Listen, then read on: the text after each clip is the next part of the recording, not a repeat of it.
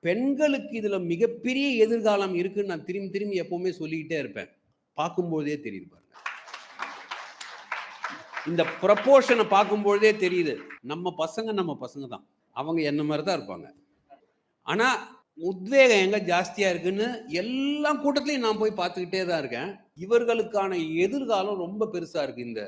ஏன் இதை முக்கியமா சொல்றேன் அப்படின்னு சொன்னா, இந்த துறையில வந்து பெண்களுக்கு அவங்களுடைய அங்கீகாரத்தை சரியா நம்ம கொடுத்தோம்னு எனக்கு தோணல. இந்த நாள் வரைக்கும் பெண்கள் பெண்கள்னு சொல்றோம். உச்ச நீதிமன்றத்துல ஒரே ஒரு பெண் நீதிபதி தான் இருக்காங்க. அதனால ப்ரொபோர்ஷன் பார்த்தா ஸ்டூடெண்ட்ஸ் லெவல்ல, டிஸ்ட்ரிக்ட் ஜுடிஷியரி லெவல்ல எல்லாம் இருக்காங்க. கொஞ்சம் கொஞ்சமா மேல போகும்பொழுது அது இன்னும் ஆம்பளை தான் ரொம்ப புத்திசாலி மாதிரி ஒரு ஃபீலிங் எடுத்துன்னு வந்துட்டு, ஜட்ஜஸ்னுடைய ரேஷியோவை பார்த்தா பெண்களுடைய ரேஷியோ வந்து டாப்ல போக போக கம்மியாகிட்டே வருது. இதையெல்லாம் உடைச்சு எறியணும்.